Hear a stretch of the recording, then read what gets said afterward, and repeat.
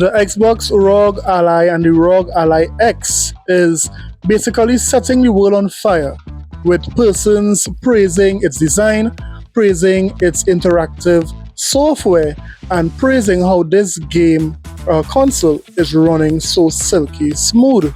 Take a look.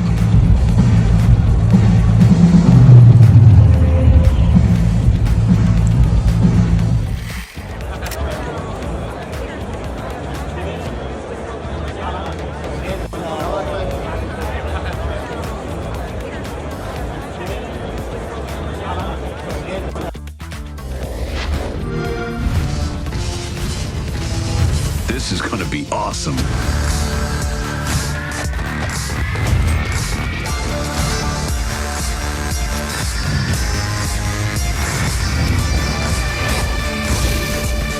Let's do this.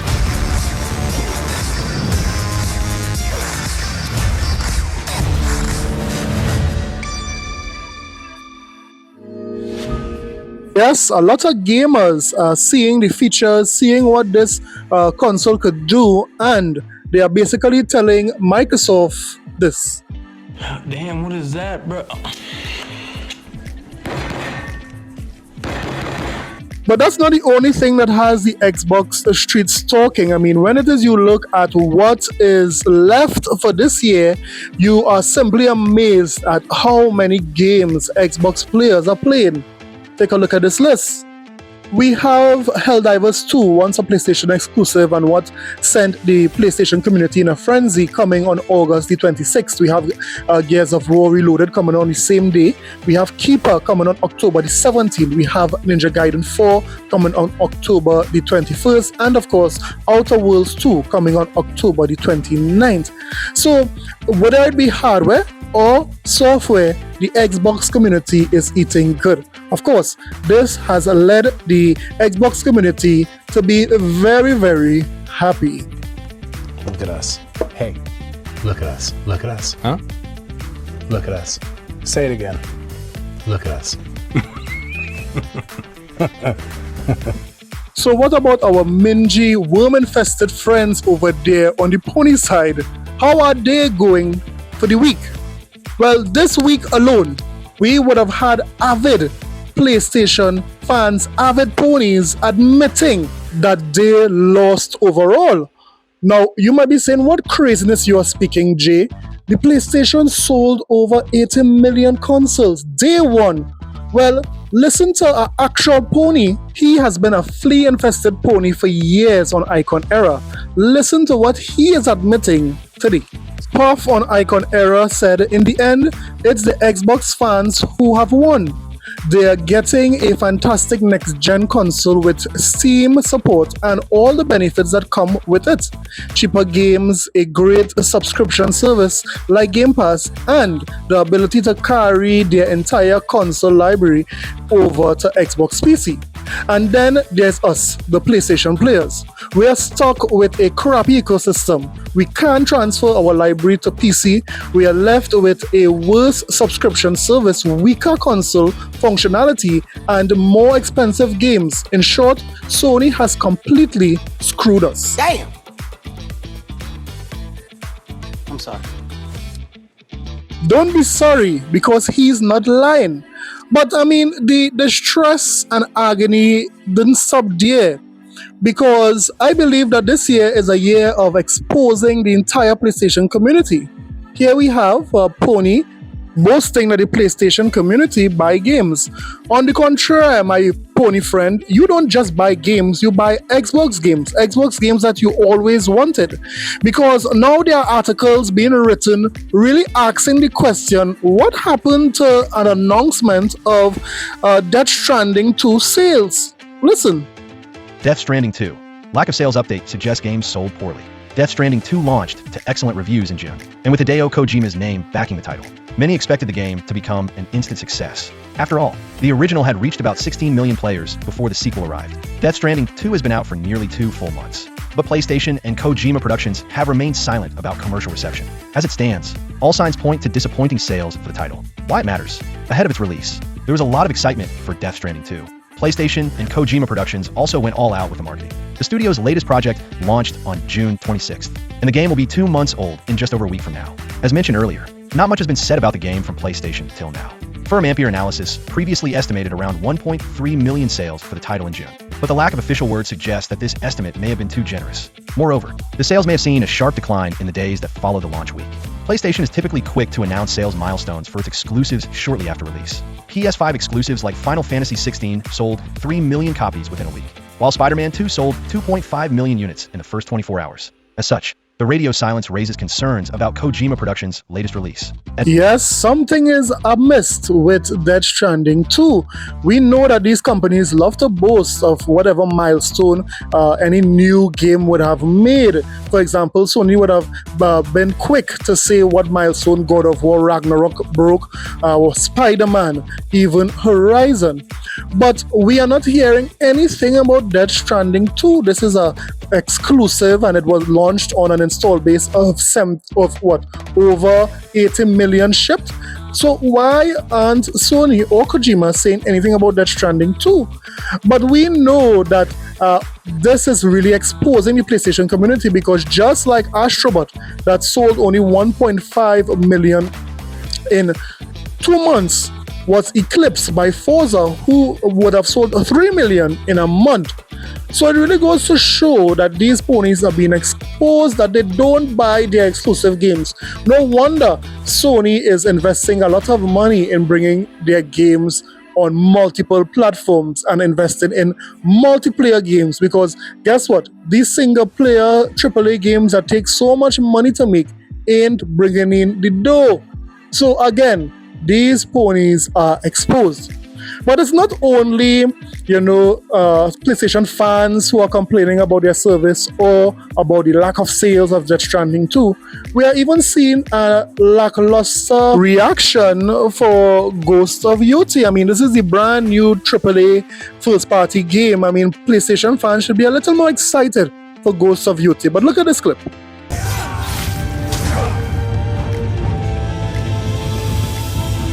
Sometimes I feel like that is what I am.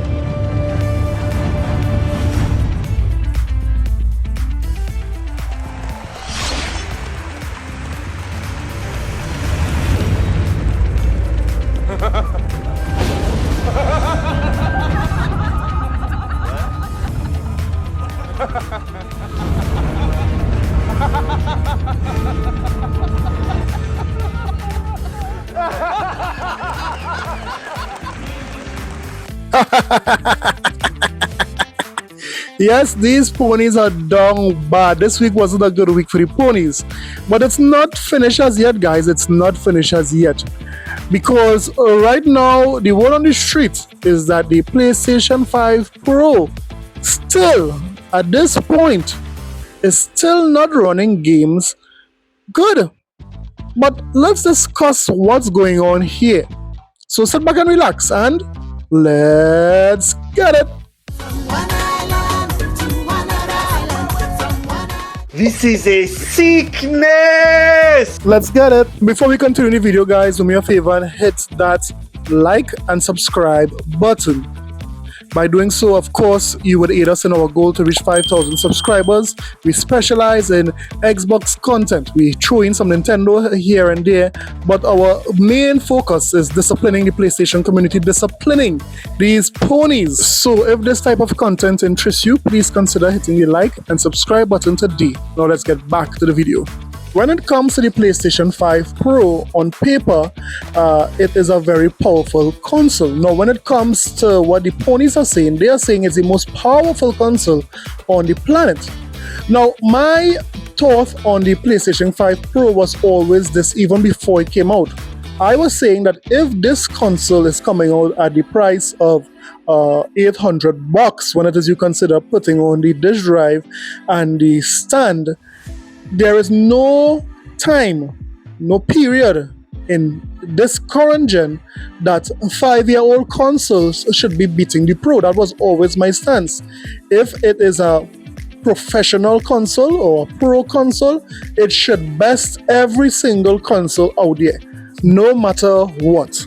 But that is not the case. If you have been watching this channel, you would have seen many videos where I would have shown where the PlayStation 5, even the Xbox Series X is besting the PlayStation 5 Pro in a lot of games.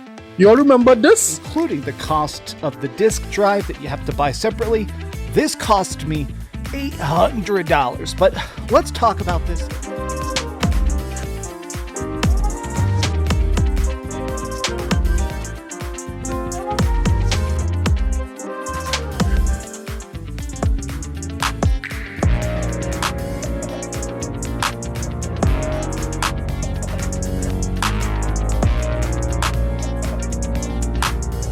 Frame rates are generally good here, with a stable 60 FPS in most content.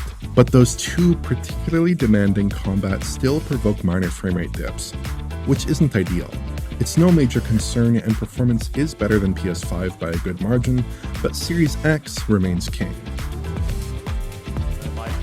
Tutorial, fine, as expected, but then you get to the pit in the first military base and suddenly we're at the 60 FPS line and we're thinking, alright, well what's going on here? Is this, how is this such an increase?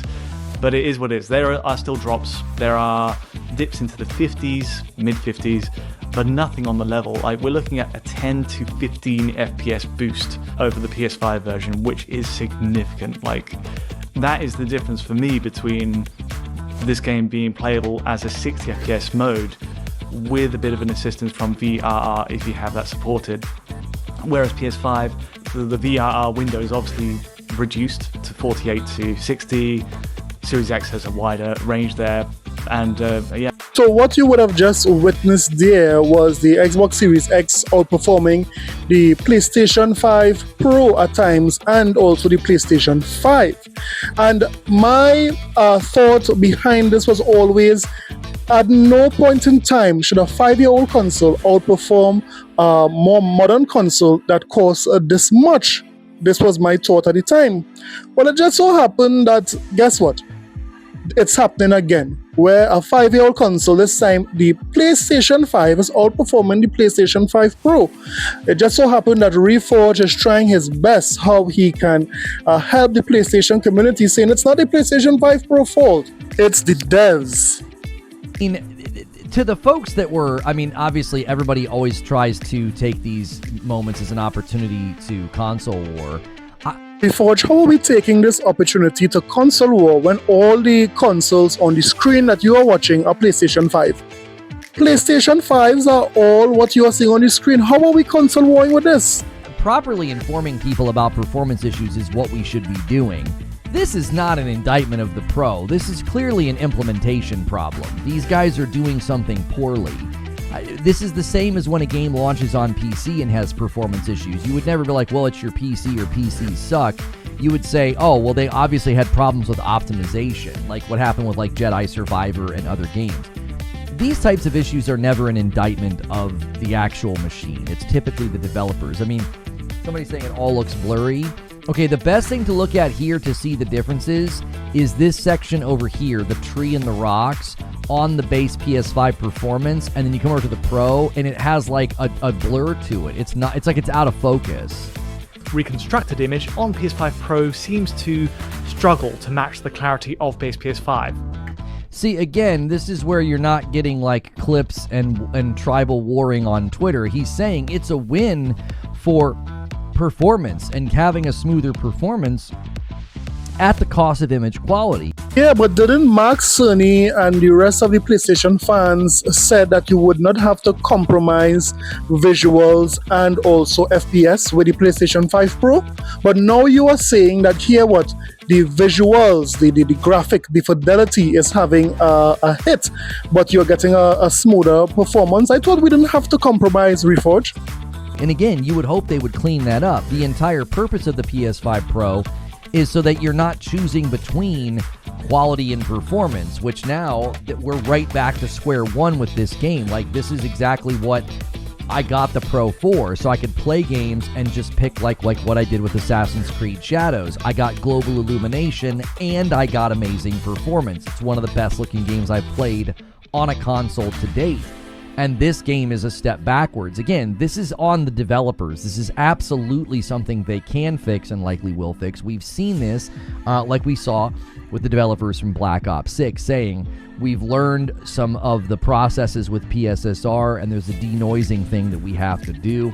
I don't know if that's what needs to happen here, but they certainly need to rectify this because it does look, again, it looks blurry and almost out of focus.